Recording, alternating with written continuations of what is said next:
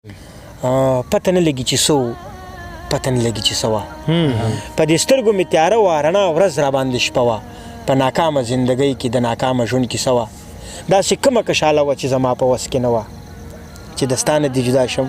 نه بیخي مې خوښه نه وه ښه نو چا نه مرور شو او د چا نه ګیله وکړو که د ځان سره په شر شو او د ځان نه ګیله وکړو چې اسمان تندر ګزار کو د اسمانه ګیله وکړو که باران مو کالړن که د بارانه ګیله وکړو که نصیب باندې پرېږدو د هجرانه ګیله وکړو مونږ کې څوک دی ملامته ښه نو چا نه ګیله وکړو مونږ خواران چې کله تنګ شو نو جانانه ګیله وکړو مونږ خواران چې کله تنګ شو نو جانانه ګیله وکړو ګینې مونږ د چا د څه یو په مثال لکه واښه یو څوک مو څه کوي جانانه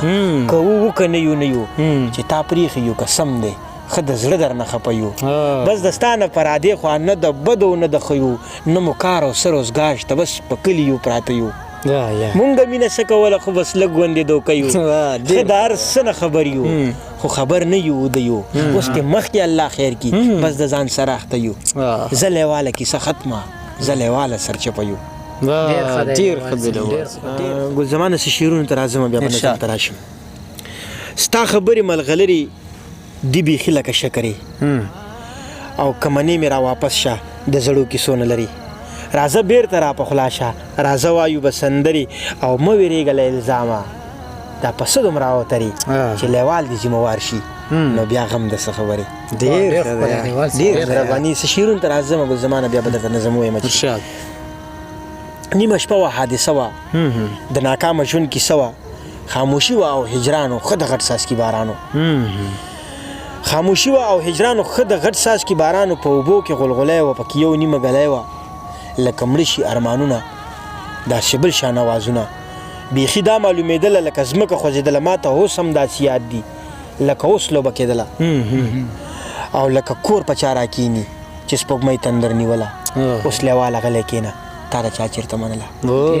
ډېر ښه دی لیوال صاحب هغه نظم ووایه هغه څه وجود مې مخکې و او زه ورپسې دغه نظم د ګل زمان او د ولی احمد په فرمایش درته وایم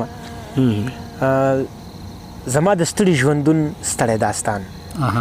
د ماشومتوب په خوږو پوهه نه وم چې د ځوانۍ درشلته وختمه له ډېرو ستونزو سره وړاندې شومه زه به اکثر په ژوند کې تنګ شومه نو ما به اکثر له خدایه مرګ غوښتلو ما به د ژوند نه ځان جدا ګڼلو ځکه به ما له خدایه مرګ غوښتلو په یوه شپه له کاره ستړی راغلم په وجود روغ وم لکه مړی راغلم سترګې مې پټې شوې دستي وده شوم دستي لاسکې چې بیخي وده شوم څوک راله راشي ما له خوبه پاسوي زما وجود مانه په کټ پاتې شي زه خپل وجود د لاسه کلک ونیسم زه خپل وجود ځان ته په زور راکاږم د خپل وجود نه مخکې وروستو شمه یو څو کسان وي ما له خواله راشي زما وجود مانه په بله یوسي د خپل وجود پسې روان شمه زه بیخي په یو دوه کې حیران شمه زه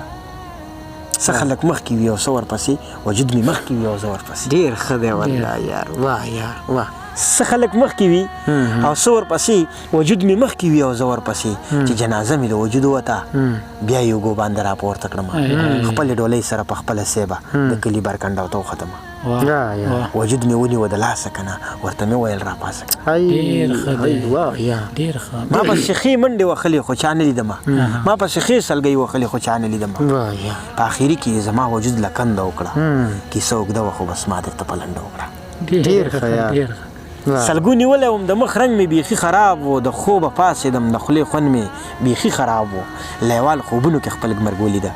بیا به مې مرګ له خدایه نه غوښتلو بیا به مې مرګ له خدایه نه غوښتلو ډېر ښه دی لیوال صاحب ډېر ښه نو خو همدغه تپوس خو مې در نه وکړو که نه چې راغلې ګل زمان داسې زورور سړی دی چې نه دې د شپې خلاصېدی شي ورته ورځي او ګل زمان دا خبرې پکې ریکارډ کا دا دې کټ کړې وي بیا په درته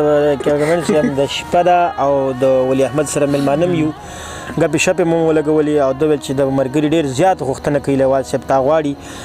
د ولی احمد او د ګل زمان ډېره مننه کوم